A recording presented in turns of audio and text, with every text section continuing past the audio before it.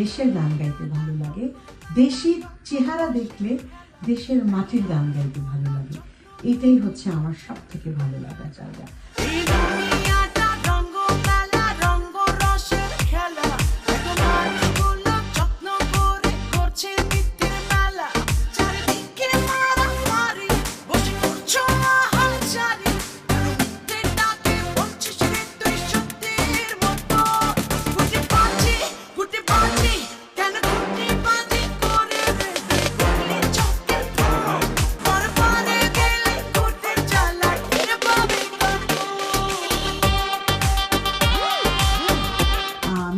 প্রথম গানটা খালামণির কাছ থেকে শিখি, স্কুলে একটা কম্পিটিশন হচ্ছিল। আমি একটা দেশের গানের জন্য কম্পিটিশন আর কি, স্কুলে যেরকম প্রতিযোগিতা হয়, সো দেশের গানের জন্য আমি নাম দিয়ে এসেছি।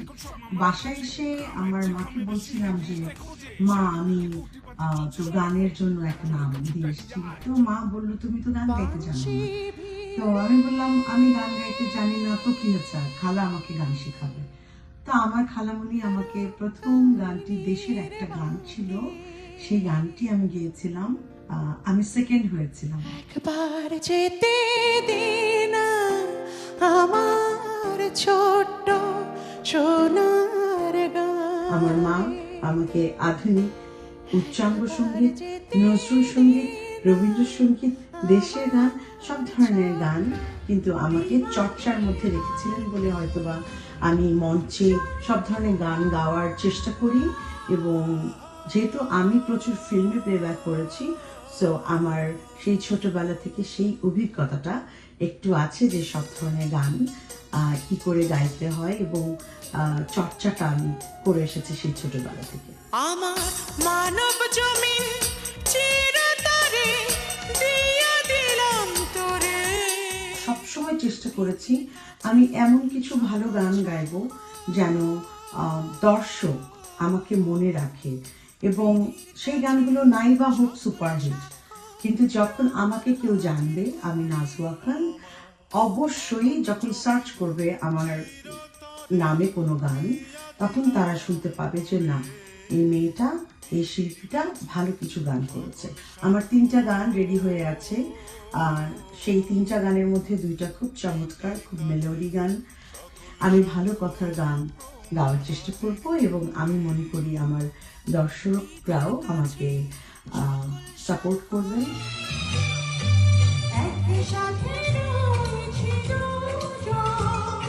দেশের বাইরে যেহেতু প্রচুর আমাকে পারফর্ম করতে হয়েছে এবং এখনো করছি, এখনো আমি দেশের বাইরেই আছি। সো আমি যখন দেশ থেকে দেশের বাইরে যেয়ে প্রোগ্রাম করতে যেতাম বা যাই এখনো, একটা জিনিস আমার খুব ভালো লাগে, সেটা হচ্ছে যে প্রবাসী দর্শকরা কিন্তু বাংলা গানটা শুনতে চায়, এবং তারা মাটির গান বেশি শুনতে চায়, দেশের গান শুনতে চায়। আমরা যেটাকে ফোক বলি, লাইক পল্লীগীতি বা একটু এই ধাঁচের লালন সঙ্গীত।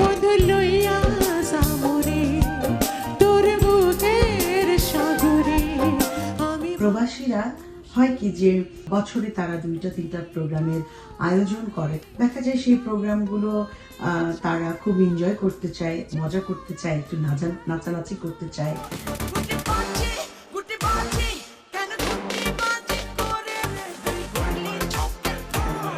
বাট আমার দেশের একটা জিনিস আমার খুব ভালো লাগে, সেটা হচ্ছে যে দেশে আমরা খুব ভালো লিসেনার পেতাম। লাইক আমরা প্রথমে স্টেজে উঠে কিছু ভালো পুরনো দিনের গান শোনাতাম বা শোনাই, তাতে করে দর্শকরা উপভোগ করতে পারে, কারণ ওদের অপশনস আছে অনেক, যে একজন শিল্পী অনেক ধরনের গান একজন শিল্পীর কাছ থেকে শুনতে চায়। হ্যালো হ্যালো নাজো, আমি আসবো বাংলাদেশ শুধুই তোমার জন্য। সত্যি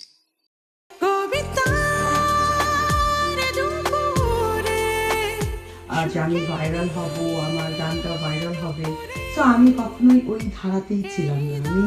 আমি আমার গান যারা পছন্দ করেন, ভালোবাসেন, তারা জানেন যে আমি একটু চুজি। আমার নিজের মৌলিক গানের বেলায় আমি একটু সুন্দর গান পছন্দ করে থাকি। পৃথিবীতে আমি যতগুলো দেশে গিয়েছি আমার কাছে মঞ্চটাকে ঠিক একই রকম লাগে। আর দর্শক তো আমার নিজের। আমি দর্শকদের ভালোবাসি, আমার দর্শকরাও সামহাও আমাকে ভালোবাসে। Thank you so much. সবাই আমার জন্য, আমার পরিবারের জন্য দোয়া করবেন, ভালো থাকবেন।